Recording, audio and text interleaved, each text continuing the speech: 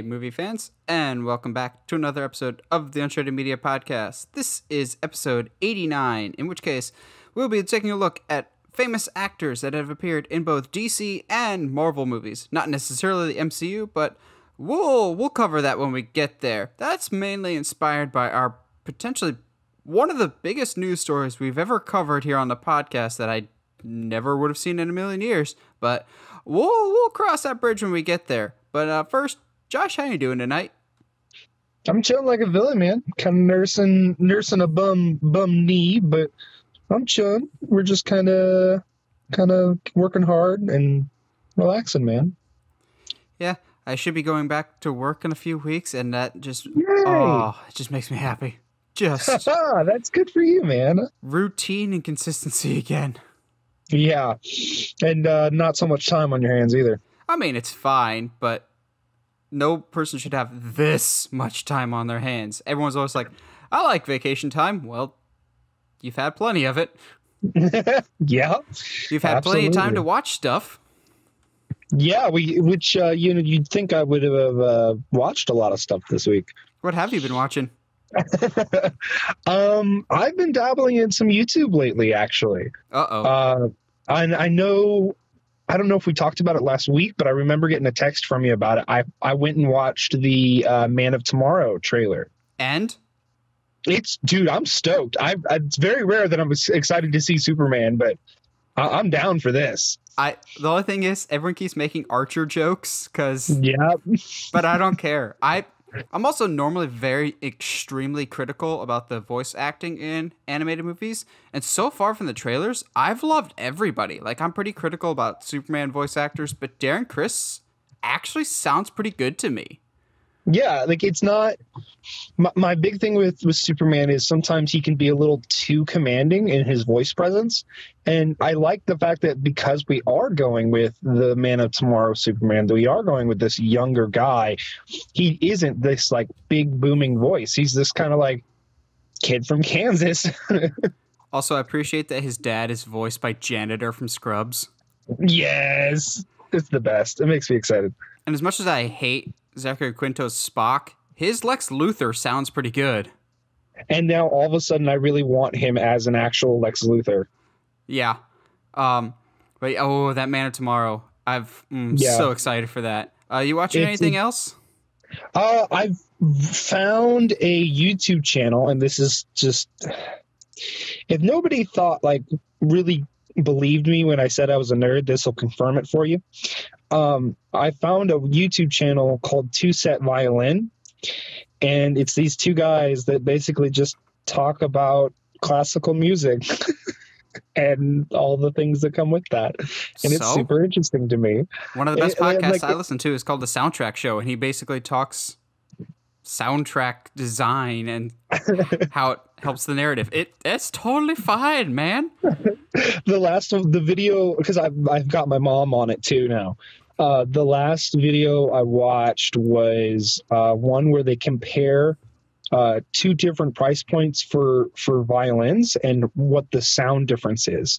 So like one of them's like $1,000 and the other's like $1 million violin, and like discussing the difference in sound and all that. It's really interesting to me. I mean, growing up in a family where my mother has taught piano since I was a wee little child, like classical music's always had a place, so it's been cool. But I mean, other than that, I've just been watching a lot of wrestling. Quick side tangent.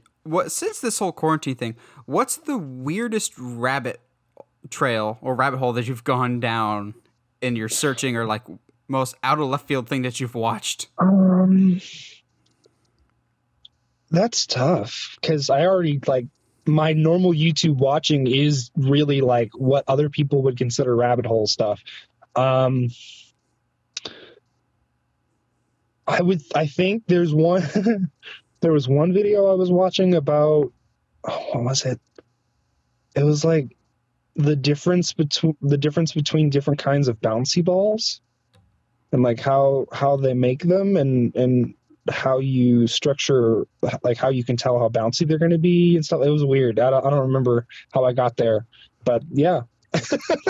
Mine is it. The sad thing is, it wasn't just one video. It was like a whole 6 5-episode series that took place over weeks. Nice. Some sports channel about like the past 20 years of the Seattle Mariners, who I'm a baseball fan, but I don't care about the Seattle Mariners. Now I'm like, dude, Seattle Mariners all the way, because it was so well done. I'm just like, I'm just feeling everything going on in this.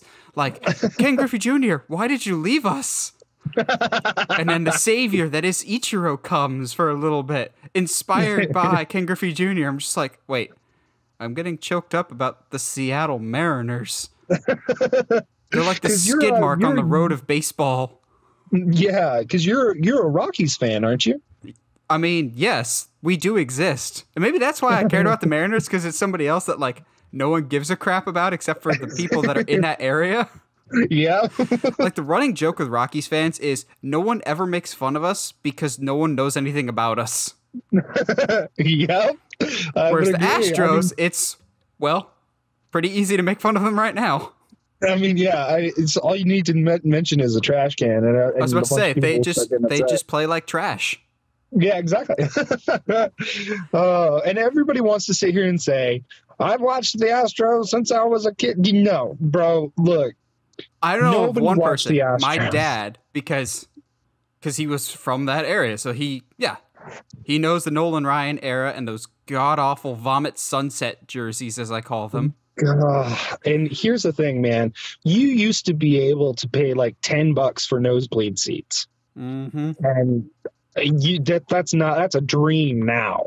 Nope, Rockies Rock Pile, to my knowledge, is still $4. Jeez. But also, those bleacher seats don't have backs, and they're just metal pews. And in the middle of Colorado summers, no thank you. Yeah, I'm good. Thank you, though.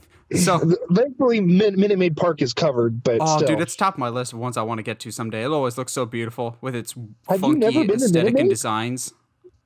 You've never been to Minute Maid? Okay, real quick.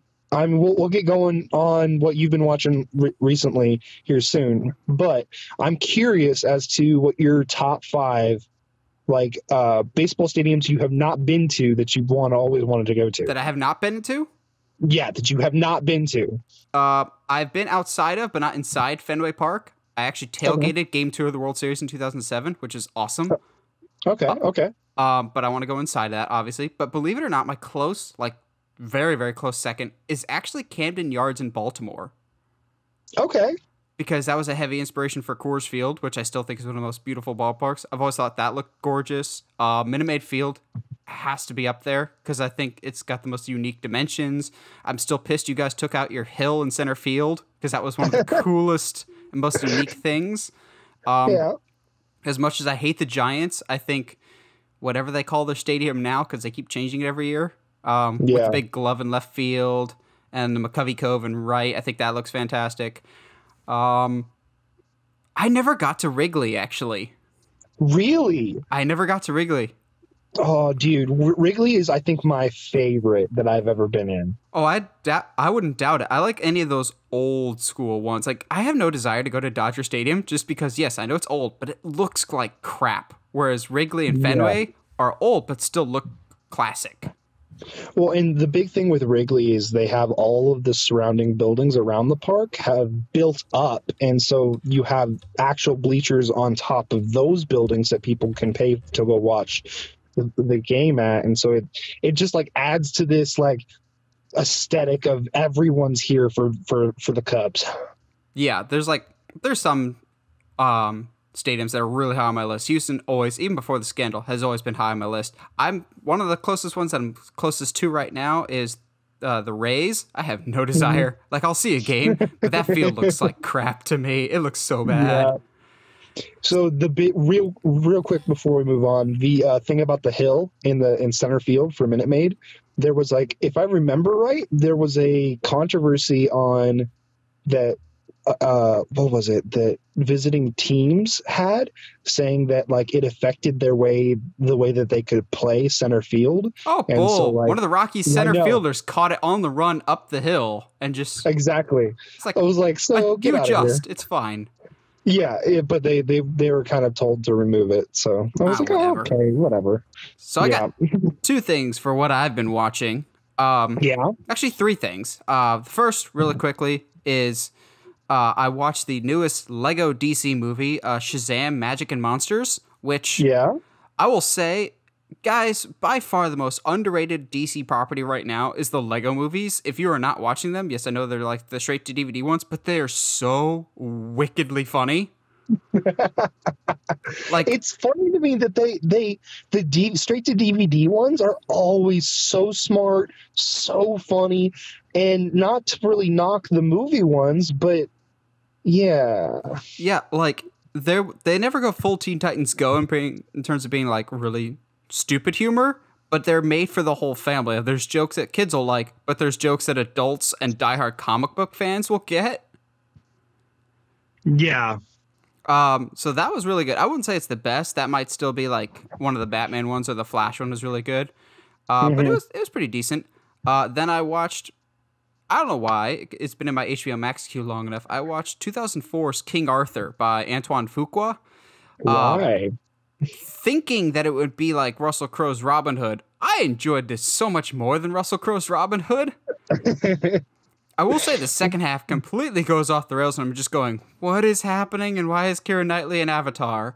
But hey, that's the one with Scott Adkins, isn't it? No, I don't think so. However, he's probably one of the only people that's not in this movie, because I knew it was Clive Owen and Ion Gruffafard, just whatever his name is, as Arthur and Lancelot. What I didn't know was Mads Mikkelsen is in it. My boy Joel Edgerton is in it. Attaboy Joel. What's his face? No Pants from Thor was the villain. No Pants? I can't remember. It's like Skarsgård or something. No Pants? Dr. Selvig. There we go. I'm just picturing that scene where he's got no pants in front of Stonehenge in Thor 2. Oh my goodness. But it was okay, maybe it's because I didn't expect Joel Edgerton to be there, but when he showed up, I literally popped. I was just like, oh hey, it can't be all bad. Joel Edgerton's here. Also, King Arthur has probably one of the best soundtracks I've heard in a very long time. The music was gorgeous. And so I looked it up later. Of course it's Hans Zimmer. Of course. However, I was waiting on this one. I was waiting for this. Yeah, I know. You saw me post on Facebook. I have a big old fish to fry. So I don't know why, and then I saw the movie and I completely understand why. Scoob is now on HBO Max. So that's how it's supposed to be watched. Completely free on some streaming service, so you don't have to pay extra for it, because good God, this movie pissed me off. It is an embarrassment to call this movie a Scooby-Doo movie, because it basically loans out the Scooby-Doo characters to try and make Blue Falcon, the character, a thing, and it becomes a superhero movie instead. Wait, what? It is not a mystery. This Mystery Machine gang is only together for 2 scenes at the beginning and the end. They, again, are split up. There's no actual mystery. It is an action movie, which the Blue Falcon and his sidekick Dynamite are more or less the main characters over Scooby and Shaggy. The voice acting is terrible. It is the worst example I've ever seen of a studio basically going, what do kids in 2020 like? All right, just put a whole bunch of that in this movie. There's a whole bunch of jokes in this movie that immediately date it and will become outdated now by the time this movie comes out. It's not going to age well. There's a weird Simon Cowell cameo for some reason, because that's going to date the movie so well. It's not a Scooby-Doo movie at all. Okay, to save some time, I really got to get this off my chest, but it's going to spoil some stuff. So I'm going to flash up the spoiler if you care. If you guys want to see Scoob on your own, I'm going to tell you what the plot of this movie is and why it makes me mad. So the plot of Scoob is the villain, Dick Dastardly, who is actually a old Hanna-Barbera character. Dick Dastardly wants to kidnap Scooby-Doo because Scooby-Doo is a descendant of Alexander the Great's pet dog. And that, what? And Scoob, and a descendant of Alexander the Great's pet, can open the gates of hell and unlock Cerberus so that Dick Dastardly can get his dog back from hell.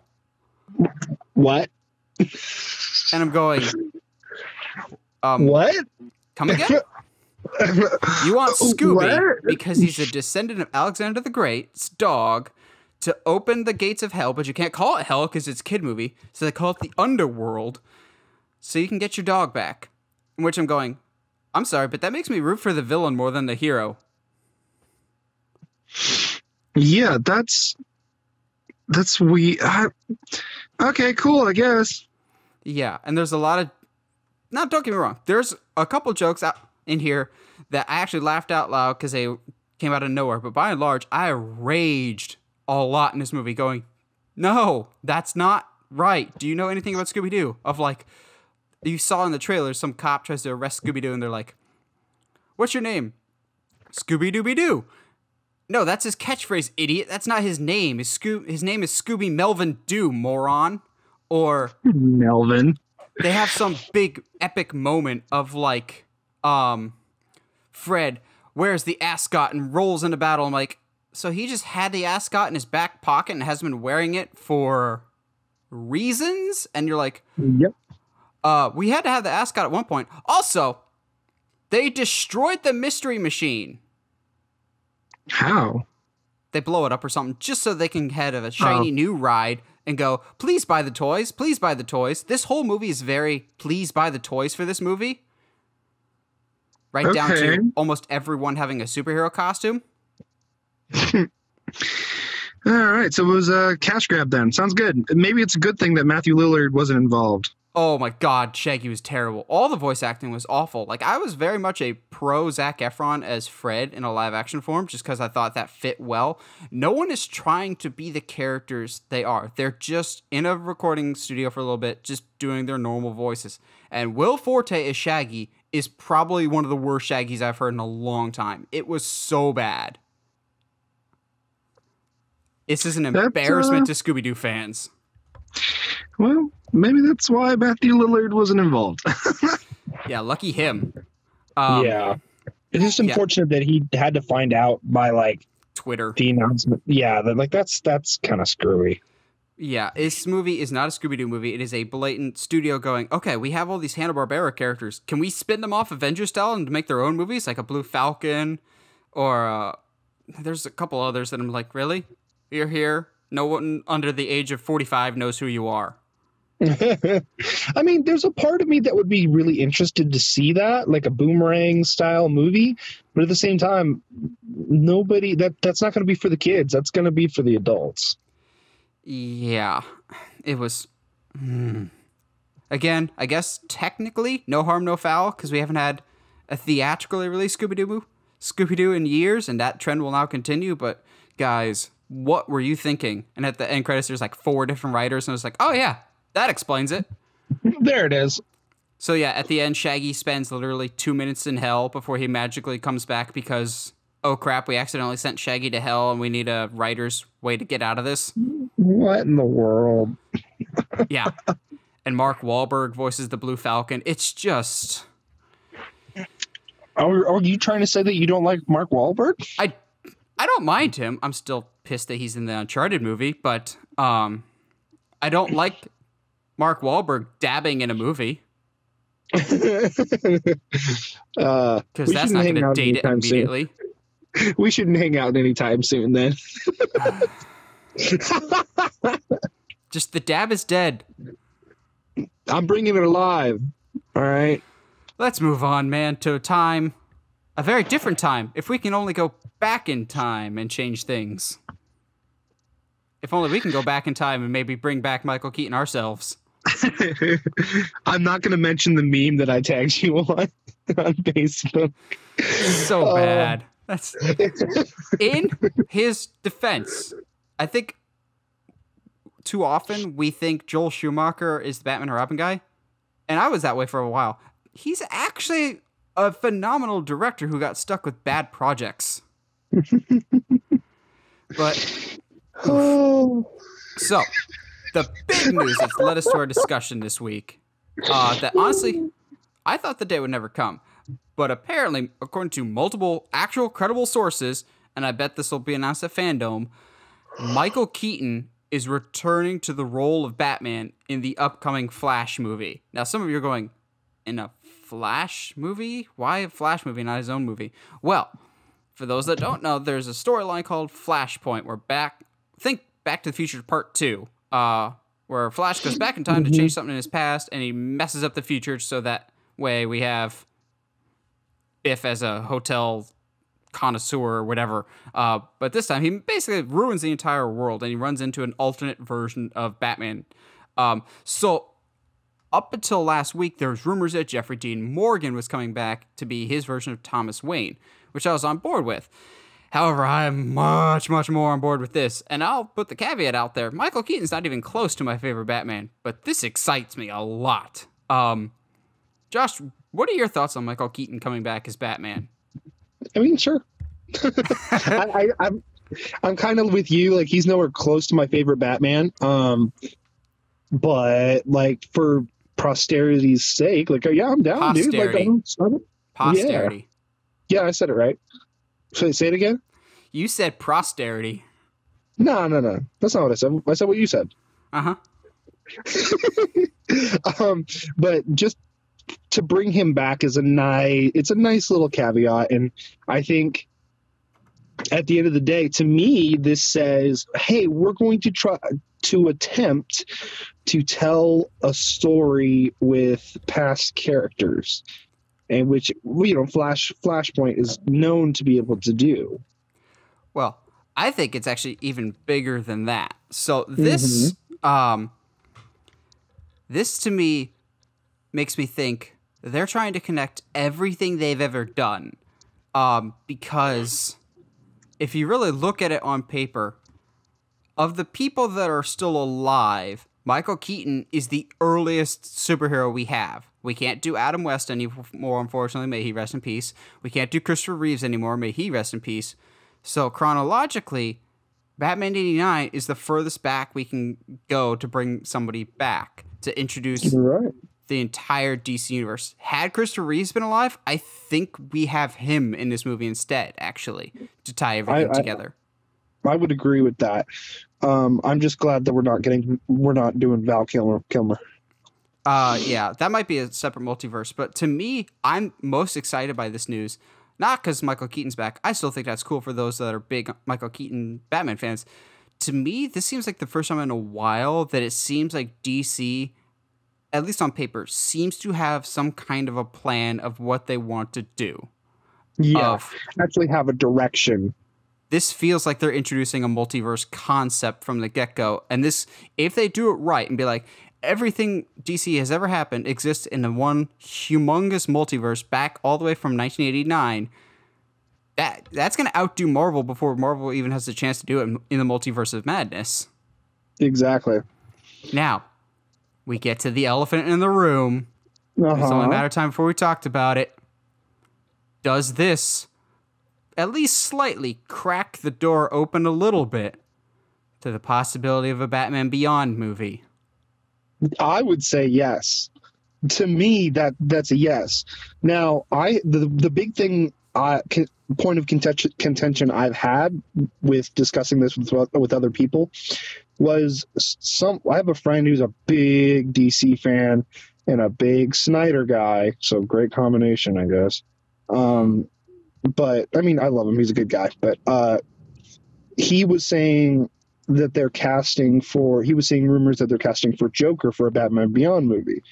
And yeah, I've seen that. That's just, no, that's not true. Yeah. They're not coming from reliable sources.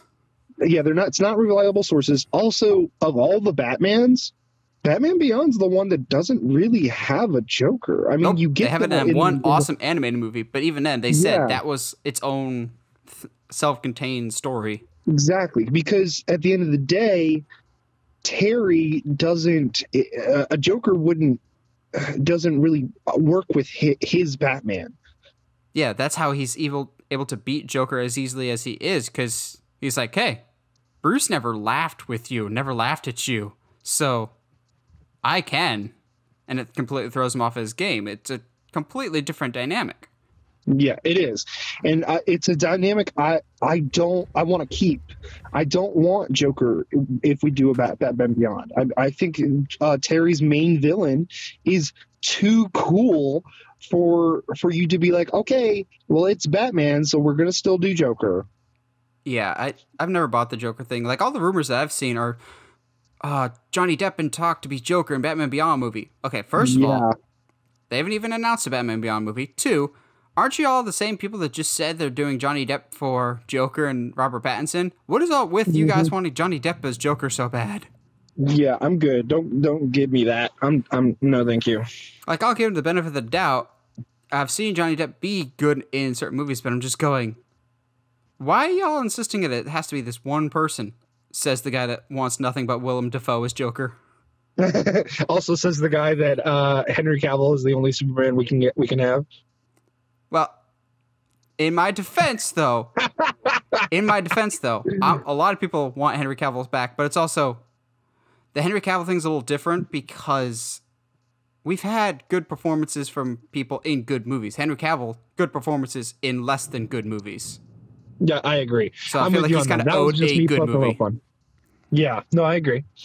So this Keaton thing is also interesting because they've said they want him to do multiple roles and kind of be the mentor figure, like a Nick Fury type character. And I'm going, that's cool and all.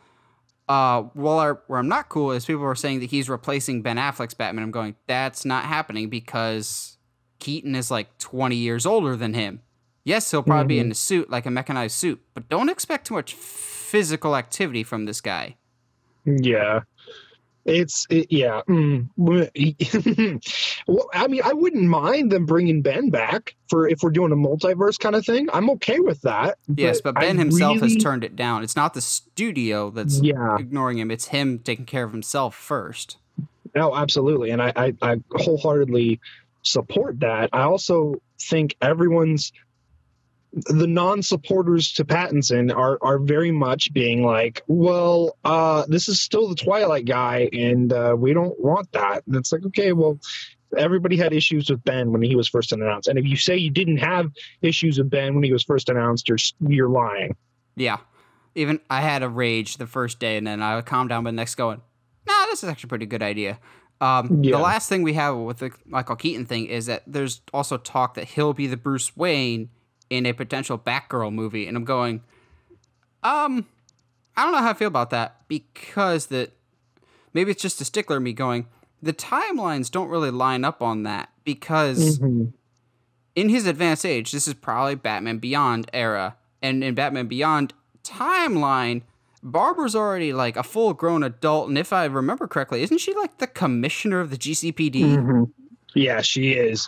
I mean, that timeline doesn't quite work. But then again, if you want the both strength and weakness of the multiverse theory with DC is you can just write off any changes nobody likes to, well, this is a different universe than the canon one. It's like, okay, but that's okay. I worry that they'll not do a Batman Beyond movie and do a Batgirl instead, and kind of have her take the place of a Batman Beyond of like, I'm too old for this, so I gotta teach somebody new to do it. Which I wouldn't be opposed to a female Batman Beyond, but don't just make it Batgirl in the year 2099 type of thing. Yeah, especially with like how much love Terry gets. Like, it's not like nobody likes Batman Beyond. That's the big thing is if we all felt like Batman Beyond, like how we felt about I just lost it. Red Hood before he's Red Hood. Jason. Yeah, if we all felt about Terry how we felt about Jason before he dies, I would understand, but that's not the case. There's so much love for Terry and for the Batman Beyond series, both comics and TV show, that I feel like if you just kind of dipped and changed it, it would almost feel like a slap in the face to fans in a certain way. Yeah, I want a Batgirl movie, but I also want it at the same time as a Batman Beyond. Which, last thing before we move on to our next topic is, with the potential for a Batman Beyond movie, Michael Keaton coming back, and we still have Robert Pattinson's Batman, do you think there's a possibility of Batman overload, or you see this as a good thing? There's always a possibility for Batman overload, because if DC is known for anything, it's always being too Batman heavy. Oh, yeah. So we'll see what happens. I mean, I hope that these are not the only plans they have. I'm a little more optimistic, just in the sense that the 3 different Batmans that I labeled there are so drastically different from each other that I think audiences will be able to go, okay, this is the old Batman, this is our new Batman, and this is the sci-fi futuristic Batman. Exactly. And I mean, I would love to see Terry on the big screen, but I'm okay with waiting. Like, the odds of that now are better than they have ever been before. Which is crazy. Yeah, we're going to have 3 Batmans and still no Superman. Oh, man. If that doesn't just sum up DC in a nutshell, yeah. Yeah, I agree. That's assuming, though, that we can even see movies ever again, because, gosh dang it, people, wear your stupid masks, because of you morons, everything's got pushed back again. So now, it seems like Tenet, Mulan, and Bill and Ted, and also the theaters opening in general, has been pushed back as coronavirus cases have spiked again, which, I'm not surprised, but gosh dang it. But it's weird to me that at least the movies themselves that were coming out, all of them have been pushed back by just 2 weeks. So are we going to get to that point of, okay, we're almost there, let's push it out just a little bit. Oh, you almost had it. You got to be quicker than that. Yeah, and that's, I think last time they moved everything back, that was also something that I said, at least, that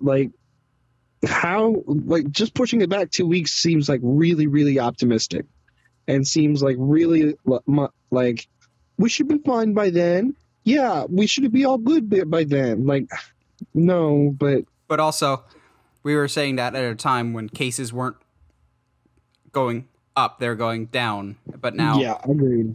But now people are being dumb and going, "Oh, Corona's done. Just take off our mask and party like it's 1999." Yeah, and that's we don't usually talk current events and stuff like that on the pod, but it's hard not to right now, because especially because that is the world we live in.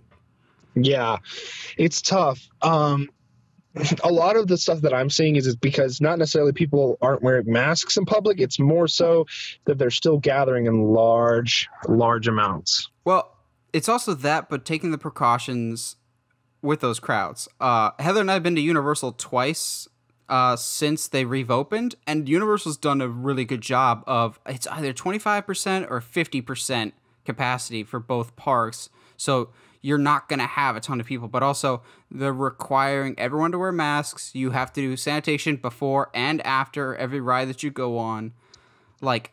These are good steps to take that a lot of other places should be adopting. Like theaters, I would think theaters, when they open, will not be nearly as complicated as theme parks or anything else. It's just, I don't know. It just seems like the steps we could take are really, really simple, but people don't want to take them. Yeah, it's just tough. Because I mean, I don't know about you, but I am looking forward to seeing Tenet. I want to see Mulan. I want to see Bill and Ted, and I want to see them in a theater. So It's gosh, come on, guys. We were so close. Yeah. That's the annoying thing, is just it feels like we're getting closer and closer to it, but further and further away. It's like a stretching room type of thing. Yeah, it's just tough all around. So I hope that we can come on to the other side of this and not really be worried. But we'll find it. It's just a matter of time at this point. Just like it's kind of just a matter of time when we get more information about Margot Robbie's starring and producing the Pirates reboot. Yeah. I'm not gonna lie. Okay, you're sad. I am, actually, because so here's where it gets really complicated, and I had to double, triple, and quadruple check from multiple sources that I didn't just imagine that Karen Gillan got announced for a Pirates reboot 2. That hasn't been scrapped. Apparently, that also is still happening. So we're getting not one but two completely separate but distinct own Pirates reboots from two completely different people, and I'm going, wait, what? Yeah. I didn't know if this was replacing the Karen Gillan thing, which would have made me even more mad. But no, it's happening as well as, and these movies, from what I've heard, aren't connected at all. They're just two completely separate, unconnected Pirates reboots, and I'm going, wait, what? What if they're doing like, how do I explain this? Like anthologies? I mean, maybe, but also, when I saw this, I was like, cool, but it wasn't the level of excitement that I had when they said Karen Gillan's doing a Pirates, because as much as I like Margot Robbie, I think Karen Gillan fits this type of role better. Mm-hmm. Like, I like Margot Robbie. I think she's a really good Harley Quinn. She's a really good dramatic actress. I've just really enjoyed Karen Gillan more in action stuff lately, and maybe it's also I just enjoy Karen Gillan more. Horror actresses for life. But yeah, when I saw this, I was like, it, for lack of a better term, and I'm sorry, I'm gonna have to go there. It kind of took the wind out of my sails a little bit, going, I hate you. Like, it just confused me, but also went, another one? Yeah, it's weird. It's really weird. I'm with you on being confused because there's two of them. Like, it doesn't make sense to me. Also, I'm also way more down for Karen. Yeah, like, I like Margot Robbie, but I like Karen more. Yeah. At least in this respective role. Yeah. Now, granted, trailers and stuff could come out and we could change our minds. But I mean, as just on paper, this is kind of, like you said, it takes the winds out of the sails. I mean, really, the only positive thing I'm having right now is that Johnny Depp isn't involved. Which, this to me kind of feels like Margot Robbie, and so the person that's writing this has written a lot of her stuff, like Birds of Prey and stuff like that. It kind of feels like the two of them were just like, I have an idea. Let's pitch it to Disney. Disney's going, oh, yes, you're Margot Robbie? Let's do it. And Karen Gillan's over here going, guys, I had one. Oh, yeah, we'll make yours too. People won't get confused. Yeah. So we'll see what happens. I mean, at the end of the day, like, I'm hoping that maybe they combine them, but even that idea isn't particularly attractive either. I have a feeling one of them might end up getting scrapped, and I have a bad feeling that it might be the Karen one. Yeah. It's just weird of, like, reboots happen all the time. We knew Pirates was getting rebooted, but to do two separate reboots at the exact same time for something. Yeah, that's really, really weird. It's almost like, all right, so we're going to reboot with Karen, but we feel like that's already going to fail, so we're going to go ahead and schedule another reboot for a few months later. Which, it might sound like heresy, but I'm going to stick by my guns here. As it stands right now, I'd probably say Karen Gillan is a bigger box office draw than Margot Robbie. At this point, I would agree. Because she did Infinity War and Endgame, but also did both Jumanji movies, which both were really big successes. And while I didn't mind Birds of Prey, it did not do very well at the box office. No, it didn't. In fact, most of Margot Robbie's movies don't do well at the box office. And I'm not saying it's never her fault, though. Yeah, then that's the hard part with it when it comes to Margot, because it's not. She's one of the best parts of Suicide Squad. She's one of the best parts of Birds of Prey. Like, all movies she's in, she's great in, but the movies themselves don't do well. Legend of Tarzan. Yeah, I hated that one. Although, our boy Jaimin Hansu, once again, best thing about that movie. Yep. Yeah, it's just weird. And again, Disney, why do you have two reboots at the same time when, in reality, what you should be working on is rebooting Haunted Mansion? I mean, I'm not against the idea. But, yeah, we'll see. Honestly, I think I'm more excited about our next story than I am anything Pirates related. Same. I'm actually, like, super on board. When I found this headline, I told Heather, and we both at the same time were like, yep, that's perfect casting. I can't think of literally anybody else. So we are getting a live-action Magic School Bus movie, which I'm already on board for that. Just yes, yes, yes. But we've already found the most important part of the movie in Miss Frizzle, and that'll be played by Elizabeth Banks. Yes, yes, sign me up.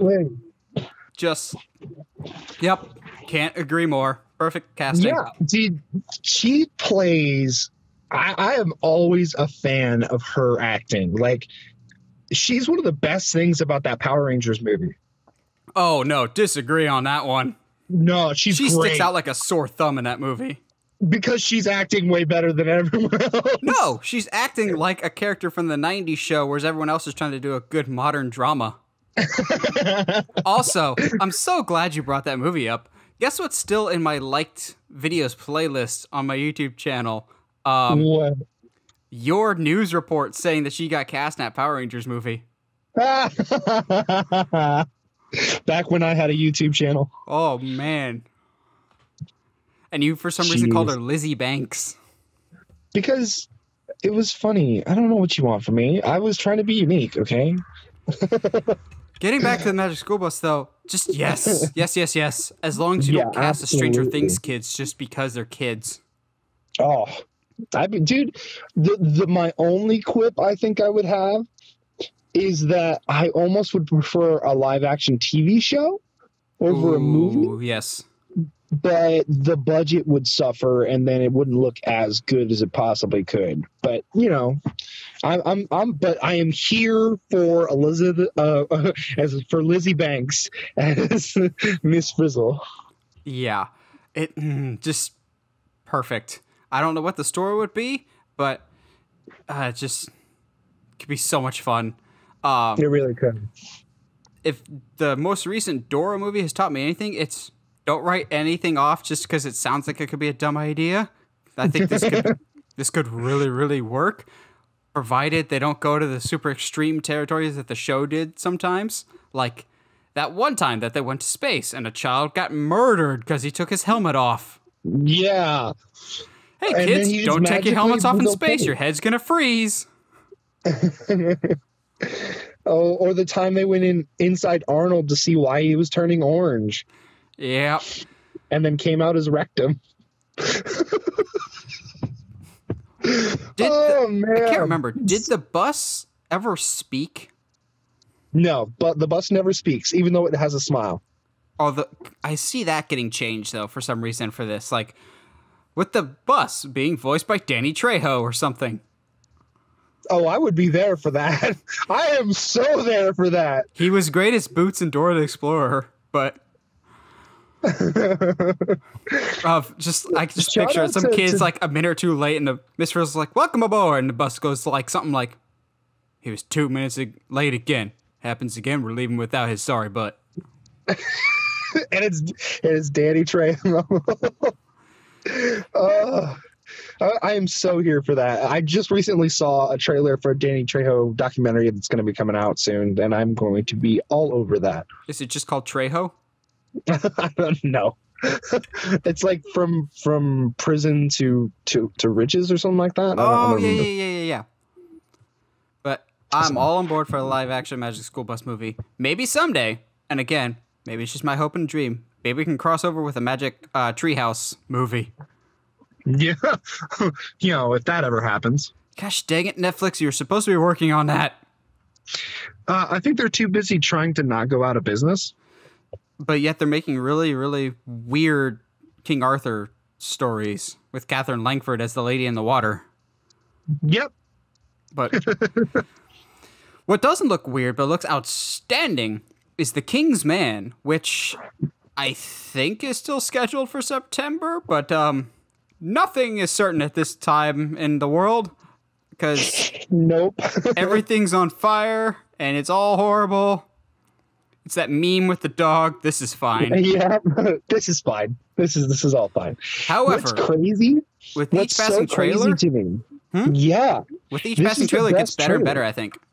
Yeah, what's so crazy is I remember when the first trailer came out, and you were like, "I'm not impressed. I don't care. It does not get me hyped at all." And I mean, if I wasn't hyped before, I'm definitely now. The only thing I have is this trailer had weird music choices, but that's just because the last trailer had such good music. This felt weird. But this definitely felt more like a Kingsman movie. Yes, but like an early version of it. Almost like a X-Men First Class to an X-Men type of movie. Yes. I love the gag at the end with the throwing knives, and he just runs out, because I'm like, oh, thank God, that finally happened to somebody. Because it always just seems like, for some reason, you never run out of bullets, and you never run out of throwing knives. Yep. But, like, I think, my only complaint, and it's such a weird complaint. Not enough Gemma Arterton. No, actually, I think it's that the son is too pretty. I think he looks like what's-his-face from 1917. Yeah. There's something like, he looks like a sexier version of Peter from the Narnia movies. William Moseley? Yep. Actually, I have one other complaint, and it's going to be a super weird one. I think it's kind of a mistake that they show that there's like some head of the organization that clearly won't be the villain for this movie. Like, they're already setting up that we want this to have a sequel. Like, it looks like Rasputin is supposed to be the villain. And he looks awesome, even though he looks like he just left lead singing duties as Korn. Tell me he doesn't look like Brian Head Welch. Yeah, but like that seems so accurate to me as well. Like, if I like all of the myths and legends about Rasputin, like that's what I feel like he would look like.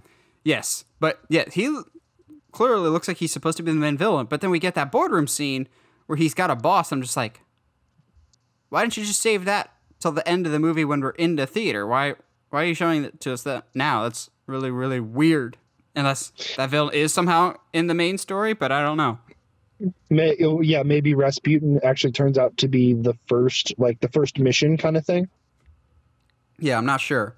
Happy to see Jaimin Hansu. Always happy to see him. Super underrated. He needs more love. Also, fingers crossed that this is like the big screen or the major blockbuster return of Gemma Arterton, because she's been doing small stuff, but please come back. We haven't seen you since Hansel and Gretel Witch Hunters, and we've missed you. Yeah, no, seriously, because she looks great. And she looks like she fits the role perfectly for this. Yeah. I agree. This is Ray Fiennes' movie, and he seems perfect. I've come a long way with this movie, and I'm really excited. If it ever comes out. Yeah. If anything ever comes out ever, I hope this movie does. Every job from here on out will be work-from-home jobs for the rest of eternity. So we better be paying the people that are in store more. Anyway. So, for our last news topic today, it is a late breaking, like a couple hours before we hit record on this, to the point of, had to tell Josh, oh, hey, I updated some of the graphics for this last story. But it's absolutely worth talking about because it's one of Josh and I's all-time favorite properties. The Ninja Turtles apparently are getting a animated movie reboot, so it's not going to be live action, continuing the continuity with Michael Bay. Thank God. Thank God. Although Out of the Shadows was at least better than the first one, but still wasn't great. It's weird that Out of the Shadows was both equal parts better and equal parts worse than the first. Casey Jones. Yeah. Yeah, that's a whole other diatribe that we can have. We're apparently getting a CGI animated reboot of the Turtles from executive producer Seth Rogen and the writer of Sausage Party. I'm not at all nervous about that, but I mean, the reboot they're doing is of the TMNT movie that came out. What was it? 2013? 2007. Oh wow! Is it really that long ago? Yep. Which also, quick side note, we're gonna have actors with multiple comic book roles. Chris Evans has to take the cake for most ever because he's in that Ninja Turtles as well. Oh wow! Was he one of the Turtles? Yes, I think he's either Leo or Raph. No, maybe okay. Casey Jones. Let me look. But yeah, he was also in that as well. Yeah. But I really, really liked that film. I think it's really underrated. Yeah, it's really enjoyable. And so, I mean, yeah, I'm down. Remake will be interesting. Yeah, he's Casey Jones. Okay, that makes sense. He probably would have made a better Casey Jones than Stephen Amell. Anyway, Not hard.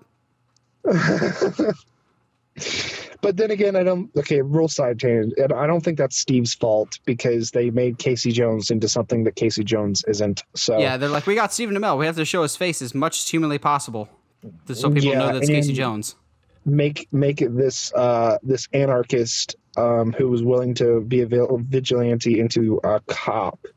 Like, get out of here. Okay.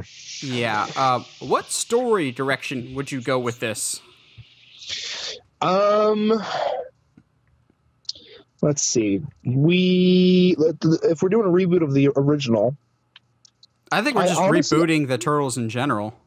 Yeah. I honestly really, really do like the idea of them sending Leo, or Splinter sending Leo away for a little bit of time so that he can get better and become a better leader. Because if there's anything that irritates me more about the Turtles, and even though I love them so much, it's that Leo is consistently a terrible leader. Oh yeah, Raph is a much better leader. He is. And while Raph is my favorite, I don't like him. Yeah. I like him better in the muscle role. So I would really, really like Leo to what they did with the original or with the 2007 TMNT, in that they were basically like, all right, Leo's been gone for a bit and now he's back and now he's a better leader.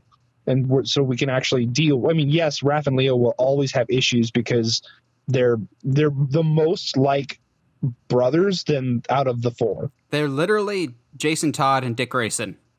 Yeah, out of the four, like they act the most like siblings. It's so that dynamic will always be there, but that's a tale as old as time. I would be interested in maybe not going with Shredder right off the bat. I don't know how you would swing that. See, I would, because we didn't in the 2007 one. Yeah. Oh no, you're right. We didn't. You're right. I always forget that they went overload on the mutant storyline, basically. Yeah. We just got Krang, and it was weird and out of the shadows. Also, Krang is a very 80s character, and it's really, really hard to translate that. But then again, it's an animated movie, so maybe. I would stick with Shredder, just because if they're trying to strip it down back to basics, you just got to go Shredder for that. Also, who was his sidekick in the animated series with the blonde ponytail? Oh, jeez. Because bring him back. I loved him. Yeah. Honestly, at this point, if anything, I need a reboot of the TV show that you and I grew up with. The 2003? Yeah. That thing was the best. So good. But mark me down at least for curious. Yeah. Comedy people coming into a property that they aren't normally familiar with.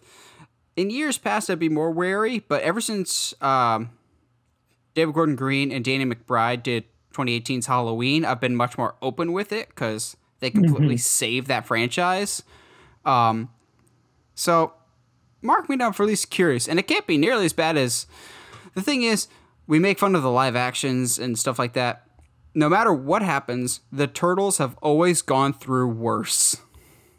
Yeah. Because no franchise has been more exploited and had some crappy material than the Turtles. I mean, everyone says 3 is bad, but no one even mentions 4, so... Ugh. Stupid Venus de Milo. Or, like, you bring up 4, then you gotta make me talk about the Christmas special. Gotta gift for Splinter. No, that never happened. I don't know what you're talking about. They never made a special like that. For all those people thinking the Michael Bay live-action ones were the worst thing, they're bad, but by no means the worst thing that's ever happened to Ninja Turtles. Yeah. I mean, you can say all you want about before we move on to our discussion, you can say all you want about the Michael Bay ones. At the end of the day, for the most part, and I'll give it like an 80%, he gets the Turtles right for the most part. Yes, for the most part. And again, Michael Bay didn't technically direct them, but they feel like Bay movies. They feel like Bayhem. Yeah. Yes, they do. And there's some really fun scenes in those movies too. They're like, even the second one has some great action, but the stories and characters are just a little tad off. Yes. Josh, you got a sponsor for us this week? Yeah. Today's episode is sponsored in part by Epsom salt. Put it in the water so it can relax your muscles while you destroy your body on a daily basis. And just remember, don't turn salty. Oh, get out of here. Go away. You ruined my sponsor. That's how it goes. All right, so in honor of the Michael Keaton news, I almost said Michael Bay. My brain's still there, apparently. In honor of the Michael Keaton news, we thought about other actors that have graced the world of both Marvel and DC projects now that Keaton has successfully jumped ship from one and now jumped ship back to the other, which I'm surprised we didn't talk about this at the main discussion, but does this completely screw over Sony if Michael Keaton does this? Well, I'm wondering if he has an exclusive contract or just like clearly not. It's Michael Keaton. He does whatever he wants. He's Batman. He's also Birdman. Yes, but also he was the Vulture. We'll get into that in just a second. We'll kick off with Michael Keaton. But what we're going to do is we've got 10 different names of actors that have been in both Marvel and DC projects in at least some substantial role. There are some people that have cameos or very small roles, like Taika Waititi being in both Ragnarok and Green Lantern, or Stan Lee being in every Marvel movie ever, and Teen Titans Go to the Movies. Those don't really count. So we have 10, in no specific order, actors have been in both Marvel and DC. We're going to break down both their roles, and then we'll give our respective thoughts on which one we think they did it better in. So, like, Michael Keaton. Some of these are not even contests. Oh, no. But at least in my estimations, it's a pretty even split between DC and Marvel. Not quite 50-50, but I try to make it balanced. So we'll start us off with Michael Keaton, the inspiration for us today. Obviously, started things off big in Batman 89 as the Batman and Bruce Wayne. But then, flash forward many, many years later, and he's in the MCU as the Vulture, in which case he's probably one of, if not the best villains in all the MCU, and probably, other than the snap, one of the most surprising and heart-stopping moments in some Spider-Man Homecoming when he answers the door. Both of these, this is the one that's probably the closest for me. I know some people are going to be mad at that and go, Batman, Batman, Batman, Batman, because people are so gung-ho about Michael Keaton's Batman, but I think to do that would be to sleep on how good he was as the Vulture, because oh yeah, Marvel villains sucked for a while, but he was like a bright beacon. And also, is one of the only times that they've changed the mythology of a character, and I liked the change. Yeah, I agree. Of giving him motivation of why he steals, but also, oh crap, your daughter's now Liz Allen. I think I'm going to go with you on this in that I like his performance as Vulture better. Partly, again, really? Yeah, I agree. I would agree that I don't think I have as much emotional connection with his Batman, but I think his performance as a villain has always been stronger, and I think part of that is the way his cadence works, the way he carries himself, and even down to the part where how his face looks. He just looks like a villain. See, that's not where I was going. I actually think I like him better as Batman, because as great as he was as Vulture, without Keaton's Batman, we really don't have what we have today. Like Christopher Reeves as Superman is one of the most defining, iconic superhero roles of all time in terms of setting the precedent and making superheroes movies work on the big screen. But then after Superman 2, Superman more or less just crapped the bed and ruined the name superhero movies for a while, and then were ultimately saved by Keaton's Batman movies. I think his role cannot be understated, And I think that's primarily why I lean more on Batman, just the cultural significance. And the fact of, well, he's not our favorite Batman. He wasn't a lot of other people's favorite Batman when he got cast, because he got internet hate before there even was internet. That's just now iconic. But it's hard for me to overlook the contributions to the future of the superhero movies as him as Batman, which is part of the reason why I'm so excited to see him come back to it. Because I think he's only gotten better as an actor since he's been away. Yeah. Yeah, I'm down. I mean, I don't disagree about how significant his Batman role was to the world of comic book movies.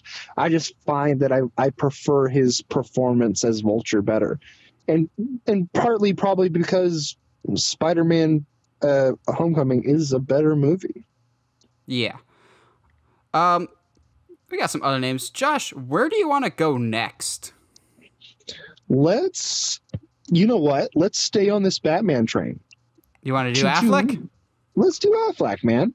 Which also, he's technically also been Superman when he played George Reeves, but we're only caring about Marvel and DC, or else certain people on this list, Chris Evans, Ryan Reynolds, would have like 5 to 7 appearances. Yeah, jeez. For Ben Affleck, he appeared first as Daredevil, and then years later as, I know, at least for mine currently, my favorite version of Batman. So which one was he as blind as a bat for? Oh, gosh. And you know what's really funny is I almost want to say Daredevil. Because what? The movies that he's in are as Batman are not great. Yeah, but individual performance-wise. Oh, okay, so now individual performance matters. It's always mattered. But look at the greatest, like, the Keaton thing is, that's greater significance as a whole because of that performance. But, I mean, without Daredevil, we wouldn't have stopped making comic book movies for years. They never stopped, dude. Yeah. 2003 was Daredevil, then 2004 was Fantastic Four and Elektra, then 2005 was Batman Begins. Oh, no. Stop.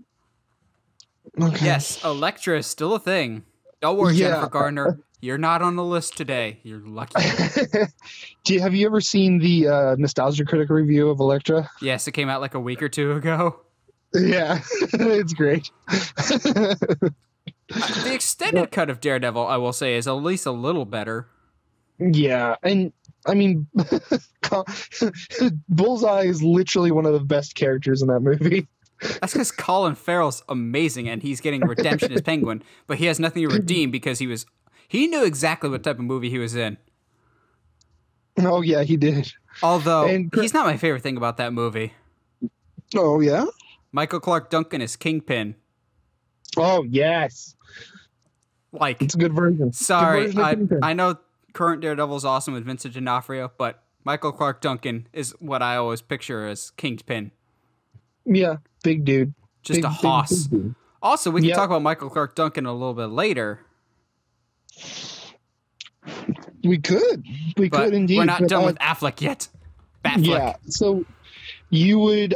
I don't think I would have to make an argument here that his performance as Batman is better. Oh, yeah. It's clearly Batman. Although, we could have up for debate which one of these heroes kills more people. I mean... Because both of them, supposedly for being heroes, kill a lot of people. Yeah, I mean, Daredevil literally gets a guy cut in half by a subway train. So. Yep, and he just goes at the end, I'm not the bad guy. Bro, you are clearly are you sure? Bad guy. You are clearly not a good dude. Yeah, you're the bad guy. All right, so we're in agreement. Batfleck on this one. Oh, all the way. First one that we agree on. Although, last thing on Daredevil before we move on. The criminally underrated performance of the man who would go on to save comic book movies, Jon Favreau as Foggy Nelson. Yeah, he's in the film as it's he doesn't change much from then to now, honestly. No, see, that Jon Favreau makes me think more along the lines of like Swingers and Wedding Crashers. Fair enough. So Michael Clarke Duncan we talked about was in Daredevil as Kingpin, but he was also picture perfect casting in 2011's Green Lantern. Wait, was he Kilowog? Yeah, he was. How did I not know this? He's got such a distinct voice, man. I know, like, it was one of those, like, I know that voice from somewhere, but I can't place it. And this is Green Lantern, so I don't really care that much to see who ruined their careers with it. Yeah, when we did that for 5 Good Things, I was like, it's not as bad as I remember. We watched it. Oh, yeah, it's worse. It's not like Spider-Man 3 or Batman and Robin where I can at least defend parts of it. I was like, oh, nope, this is bad. However, something I can defend in Green Lantern, besides Michael Clarke Duncan's Kilowog being picture perfect, is Ryan Reynolds. I know he hates this movie, but he's actually trying, and I think he's a really good Hal Jordan. So that's his DC role. And take your pick for Marvel. He's been in that god-awful Blade Trinity, but more importantly, to everyone else, he's Deadpool. But I mean, he was Deadpool in Blade Trinity anyway, so yeah, that's my issue with him as Deadpool. He's great as it, but he's just Ryan Reynolds with a red mask on.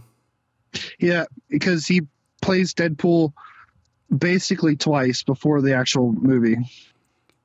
Yeah, well, he kind of plays Ryan Reynolds / Deadpool in every role that he's in. Correct. Except for maybe Buried. Or Voices, or The Proposal.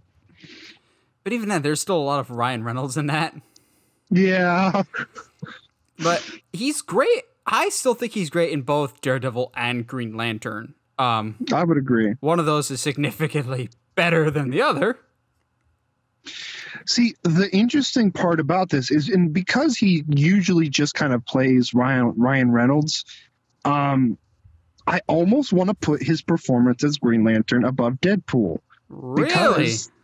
Because as much as I like Deadpool, and as much as Deadpool is a better film than Green Lantern, I feel like he's kind of just acting like Ryan Reynolds in Deadpool, whereas him as Hal Jordan is something different than really what he kind of normally does. Okay. I gotta go with Deadpool because that's just what his now iconic character is, and the fact that he can still make fun of his Green Lantern character, even though he's great in Green Lantern. I think his Deadpool one is just iconic now, and also how much ownership he took of that character to make it as good as it is. Yeah, I'll give you that too, yeah. Also, I'm pretty sure I'm in a minority about this, but I actually like the second Deadpool more than the first one. I'm curious as to why. I don't know. I think I like the story better. It also feels less, for lack of a better term, Family Guy-ish. Like the jokes feel a little more coherent. I like the expansion of the world with the Juggernaut and Cable. I like the team dynamic better. That's fair. I think the comedy is the humor is definitely different. I think if we're going humor alone, I like the Deadpool 1 better. But for the reasons you've just said, I do think I would also prefer Deadpool 2. Now, watch or listen carefully to this segue. You know who else is in Deadpool 2? Cable, played by Josh Brolin. And you think, Thanos? Well, yes, he's been multiple Marvel characters, but did you know he's also been in DC? But he'll probably want you to forget he ever was, because not only was he Thanos / Cable, but today we'll just be talking about Thanos. In DC, he played Jonah Hex. Oh boy. Okay. It's a dark time for DC. Yeah, have you seen it? Yeah. I have not, so I got no voice on this one. So for those that don't know, Jonah Hex is a DC property of like an old school cowboy character with a weird face, and it has Megan Fox, and it was in those dark days. Like, this came out either like right before or right after Green Lantern, and it's in that same vein. It's, oh boy, it's bad. It's real bad. He's bad. I mean, he's great as Thanos. I mean, it's hard to. The big thing about Thanos was it did carry a certain amount of weight and expectation because we'd been building to this for 13 movies, and if you can't perform a good Thanos, then like the whole last two films are just not good. Yes, which I will throw out the honorable mention. He's great as Cable as well, but I think the thing we're going to remember him for the most is Thanos, and people will be like, but it's just motion capture. Motion capture is really difficult, people. A lot more difficult than you want to give it credit for. But yeah, I think his Thanos is outstanding. I can't picture any way to do it better than what he did. Yeah, well, absolutely. So yeah, I think this is pretty easy here. It's gotta be. It's gotta be Thanos, because no one wants to remember Jonah Hex. More like, let's move on to Jonah next. Oh, that was a bad one. The only person that was bad. One of the only people that could go toe-to-toe with Thanos, I'm going to ignore you. The only people that could go toe-to-toe with Thanos was our boy, Chris Evans. And some people are going, yay. Really? Yes, Chris Evans has been in a ton of comic book movies. Yes, you know him as Human Torch. Yes, you know him as Captain America. We talked about how he's in Teenage Mutant Ninja Turtles. But what DC movie was he in? One with a lot of other MCU actors, like Idris Elba, or Zoe Saldana, or other DC actors like Jeffrey Dean Morgan, in a movie called The Losers. Underrated film. Yes, I enjoyed the crap out of it. Even if it is at times feel like discount A-Team, which came out the same year, which I like more. It definitely feels like A-Team with a more like adult rating. Yeah, that's all it is, really. But yeah, that's exactly what it is. It's one of like the offshoot, like Dark Horse or something, but made by DC. That's not the only time we'll see a not specifically mainstream DC comic represented here today. We'll go with that. But yeah, we've said it before. The Losers, I think, is pretty underrated. People don't talk about it a whole lot nowadays. And considering how stacked the cast is for that, like, I feel like every couple months I'll still see that one clip where he has his back to the wall and he's got that sniper like thousands of feet away and he pretends to pull out the handguns. Yeah. But gotta stop beating around the bush. Let's be honest. This is not even close. No, Chris Evans is Captain America for life. We're trying, man. I was trying because he is fun. He's good in every comic book role I've seen him in. Even Human Torch, like those are terrible movies, but he's great in that. He's trying at least, yeah. But this man was born to be Captain America. Like he's iconic as Cap. Yeah, I can't picture. I know like John Krasinski supposedly missed out on the role because he's too busy being Mr. Fantastic. I can't see anybody else but Chris Evans now. Like, and I couldn't say that at the beginning just because, I don't know, I just didn't buy it at first. But over time, just like, yep, this is Captain America. He's just perfect. Well, and I think a part of that is because we've grown along, the audience has grown along with the character of Cap. As Chris Evans has kind of slowly over films given him more and more layers of emotional depth that we've been able to build. He's built the character along with us. Yes. It just coming from where he came, now being ripped away from his own time period to come into our time period. We get behind him. He's just perfect as Cap. So as much as we like The Losers, it's not even close. He was better for Marvel. So let's talk about one that I am intrigued about, which performance you like you like with Tom Hardy. I was wondering when we get there. And it's funny that I didn't even intend to be the one to bring up Tom, but I think the dynamic we've got going on here is interesting because some of these roles that like Chris Evans, like Ryan Reynolds, it's not really even a question on which performance is better. But with Tom Hardy, if you're comparing Venom and Bane, I would say it's kind of a hard comparison. Yeah, because they're completely different movies. So they also, I think they require different types of acting for this as well. Because they're very different movies. Like Bane is a very serious, you have to act just with your eyes and your facial features more than anything else. Whereas Venom is more, doesn't take itself quite as seriously. So he's allowed to have more fun with it. And it's more just a straightforward superhero action movie. I would agree. They're just very different roles. They are, and it's hard to compare them, but I think I know who I'm leaning towards, but I'm curious to hear your thoughts first. I'm not sure, honestly, because of how different the roles are, and because of my disdain of what Bane ends up being in the film. I think I'm gonna have to go with Venom. That's actually who I'm going with too. I think he's better as Venom because he's having so much fun with it. Because typically when we see Tom Hardy in a movie, he's the big beef. He's the strongest guy in the room. He's always the pretty confident one, the strong, silent type. Whereas Venom, he's kind of playing against type, like being dragged every which way by the symbiote going, I have no idea what's going on, but let's do it. And it's kind of a different side to him that I thought was a lot of fun. Like, Venom itself is not a great movie, but it's still a fun movie. And I feel like Tom, like, really just leaned right into that wackiness, but never became, like, cheesy over the top with it. There are times that I'm just scratching my head going, what is happening? Like, when he's sitting in a tank eating a lobster. But even then, I think he was just enjoying himself a little too much with that. Yeah, well, even then, you can be like, well, that's Venom coming out, the Venom personality of, like, I just need to eat.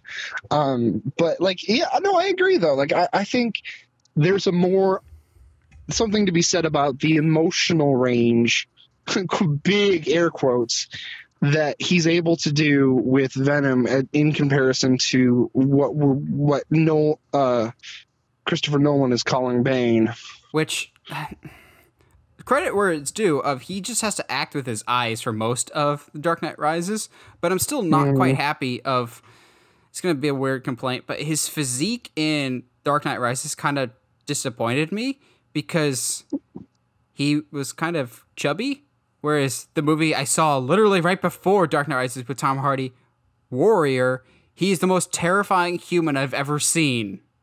Yeah, and I think if we would have gotten that version of Bane, where he is a fighter, he is like, yes, he's smart and he's diabolical, but at his core, he's a luchador, he's a fighter, man.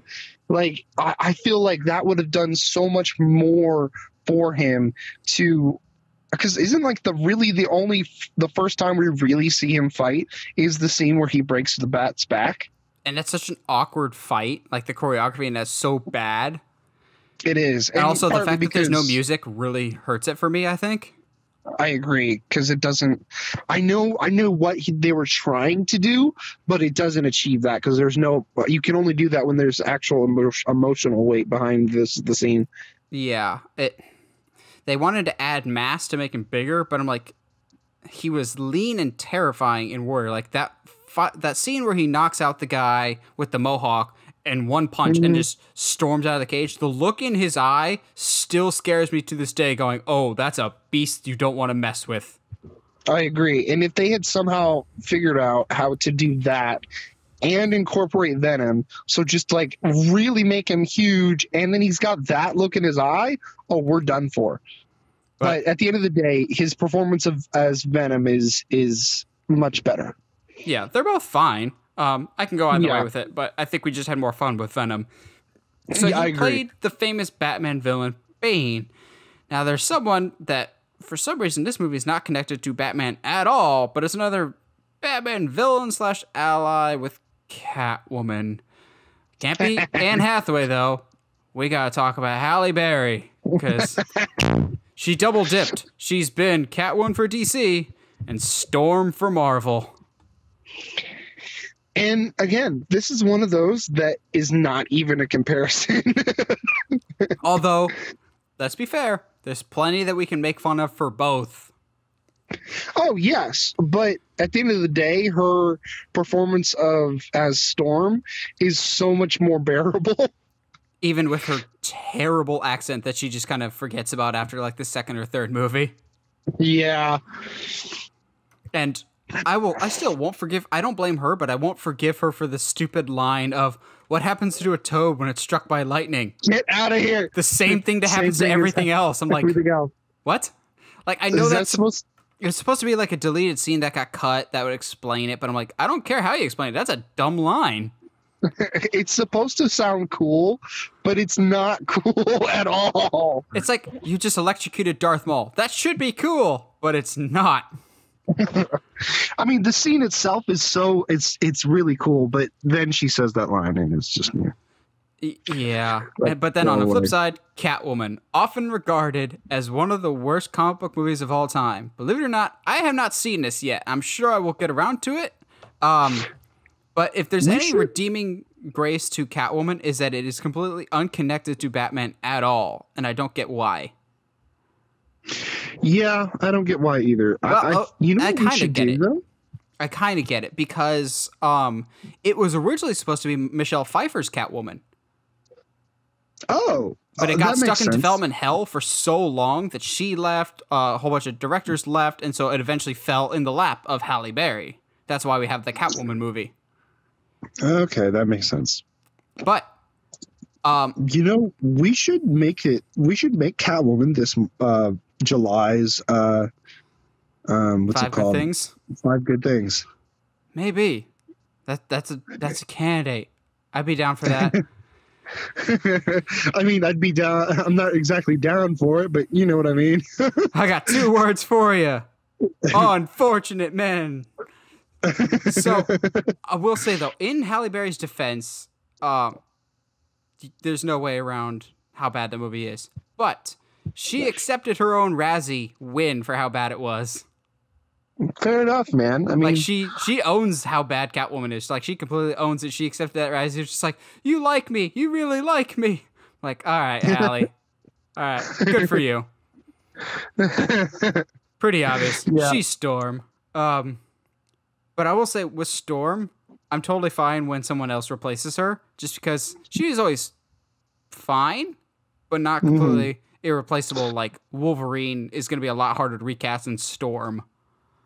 Yeah, I agree. And recast her from even whatever actress played her in Apocalypse. Yeah. Well, speaking of X-Men, segue. We have a fellow X-Men that, again, people are going to forget that he was in a DC movie.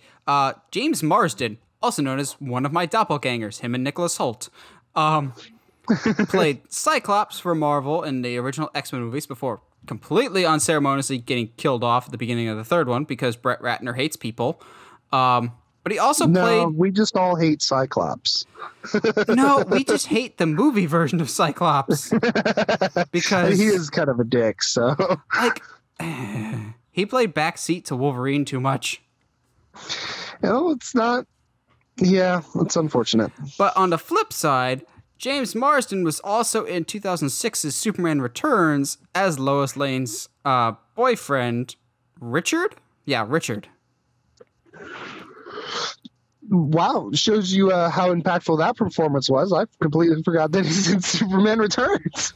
Well, everyone forgets about Superman Returns, which, quick side tangent about Superman Returns, I was about to say it's not that bad. The first half of it's actually really not that bad. It's a pretty good Superman movie. But the thing that always gets me riled up about Superman Returns is people forget how good Brandon Routh is in that movie. He's really, really good as Superman. He's a really good Christopher Reeve Superman, because Bryan Singer, for better or for worse, is basically just trying to make a sequel to Superman 2. And Brandon Routh is actually a phenomenal Superman, and he did a really good job with what was asked of him, which was a very, very boring movie. But the first half wasn't too bad because, you know, stuff actually happens in the first half of the movie, and then it comes to a screeching halt and nothing happens, and Superman has to lift an island, and Kevin Spacey's in it, and now those scenes are incredibly suspect. No! Because Kevin Spacey and Bryan Singer. Boy. Oh, gross. But actually, I don't mind James Marsden's character in Superman Returns. I actually like him a whole lot more than Lois, because Lois is so unlikable in Superman Returns. Yeah. I think in the issue that James had with Cyclops, like you said, he's always playing second fiddle to Wolverine. He never really has like a true leader spotlight. And I mean, Scott Summers has never been the best person when it comes to characters, at least in the comics. So, but at the same time, like, he's supposed to be the leader of the X-Men, so it's kind of what? I thought it was supposed to be Wolverine, because that's how the movies have done it. Yeah, and that's always something that's annoyed me. Yeah, I don't think that'll be the same when it happens in the MCU. So I agree. I feel like we're pretty confident saying James Marsden, the point goes to Marvel for this one. Yeah, I mean, it's one of those points that's kind of like, yeah, I mean, it happened. Now, this one is the only person on our list that's actually like a full-fledged main character, I think. I would say. Yeah. Like one of the bigger characters. Yes. Because he has significant roles. No, okay, I know what I was going to say. This is the only character that's appeared in both the MCU and the DCU. Yes, as main characters. Yes, as a main character. And that is Laurence Fishburne for both his role in Ant-Man 2 as Goliath and Man of Steel as, what's his name? Perry White, the the head guy for the Daily Planet. Yeah. I have my thoughts on this, but Josh, why don't you take this one first? Because you're the big Ant-Man fan here. Yeah, I'm an Ant-Man fan, not Ant-Man 2 fan. Really? I completely forgot that Laurence Fishburne is in the second one. I actually like Ant-Man and the Wasp more than the first one. I might need to go back and rewatch them, but I remember more from the first one. Interesting. I'm actually on the flip side. I liked him in Ant-Man. I much more enjoy him in Man of Steel and Batman vs. Superman as Perry White. Okay. Because for so long we've had this idea of what Perry White's supposed to be, and Laurence Fishburne's that prime example of you can recast a character and have a different race than what's on the comic book page and it still work incredibly well. He feels like, yeah, this would be a guy that runs a newspaper. It seems believable. I really liked his Perry White a lot. Wish he had more to do at times. But then again, that would make the movies a little more bloated, and heaven knows Batman vs. Superman was already bloated enough. But I don't know. I liked Perry White. I think the scene that for me that really won me over was the scene when Superman and Zod are just destroying all of Metropolis, and Superman does not care that he's destroying a whole city, just so Zack Snyder can have his destruction porn. But there's that stupid scene where Jenny Olsen, because there's not a whole bunch of issues there, but she's crushed under the rubble, and her and Perry White and Lombard are trying to rescue her, and they're like, we're not going anywhere. It's like, oh, we're actually showing humans as good people, but we can't show superheroes as good people, apparently. Correct. But that's one of the only times I've seen like people helping other normal people in a superhero movie. But also, I don't know, I really liked his Perry White, and I hope we get to see more in a Man of Steel 2 someday, please. It'll happen. I guarantee. So I lean more towards DC on this one with Man of Steel, but I think you're the same way, I'm assuming? Yeah, mostly because I don't remember his work at all in Ant-Man 2. But yeah, no, he's a. It's interesting because I can't see the Daily Planet having a different person as Perry White now. Yeah, I can't. He's just become so synonymous with it. Yeah, exactly. And he's such a strong character, and I think in a lot of ways some of the stuff his character says is very much like the audience's reaction sometimes, where like when he says nobody wants to see Superman. No one wants to see Clark Kent fight Batman. Yeah. Or like how he believes that Lois found something, but he's just like, I believe he found something. We still don't want to publish that because send the world into panic, as opposed to let's grab the headline because it would be cool and make us a lot of money. Yeah, exactly. Now, for our last one, we picked the king of the geeks himself, Megatron, Elrond, Red Skull, and, of course, his role in a DC comic movie, V for Vendetta. We're, of course, talking about Hugo Weaving. The man, the myth, the legend. Love me some Hugo Weaving, even though he said he's pretty much done with, like, big genre films. Which I don't blame him, because he's literally done nothing but big genre films for a long time. But he said that, and then he immediately showed up in what's that one where like all the buildings on wheels and move around? By Peter Jackson. Oh, geez, was it moving cities or something? Moving castles? Something like that. Yeah, he was in that. I was like, really? I thought you were done with genre movies, but just done with genre movies that aren't Peter Jackson.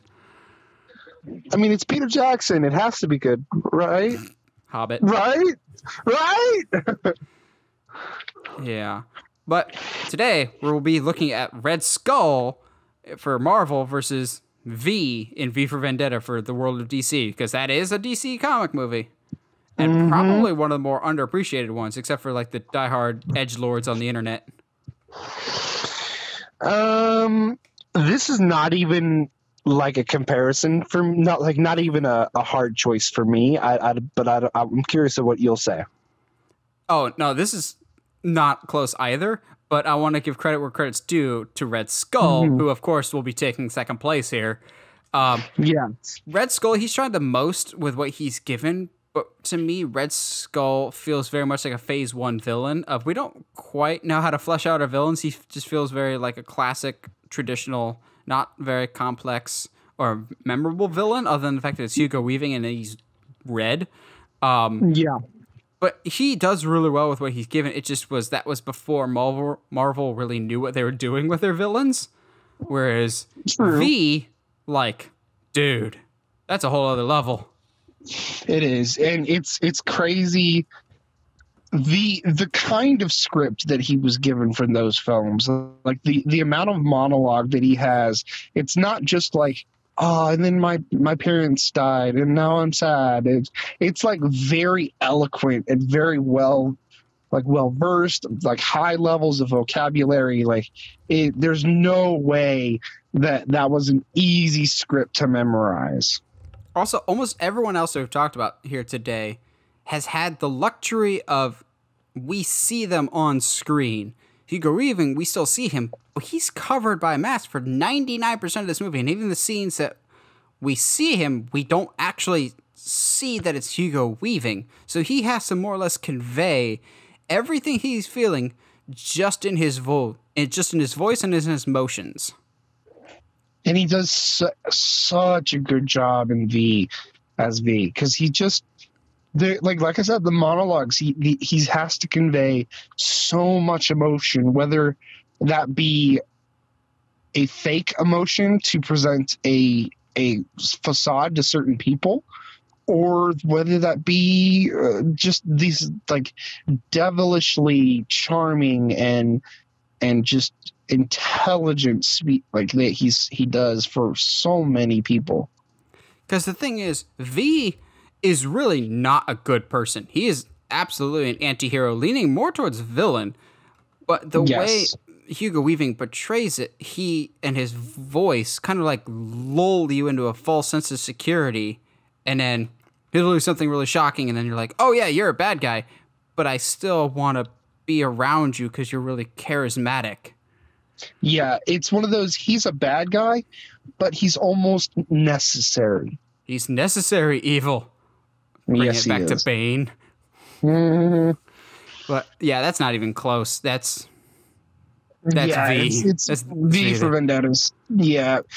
I mean, I don't know about you, but I literally always the 5th of November, I intentionally try to do something with V for Vendetta. Oh yeah, always around that time. It's just, and that's one of those movies that it was very of its time, but it has aged even better over time. That you're watching it now, like, this is uncomfortable how much this hits home.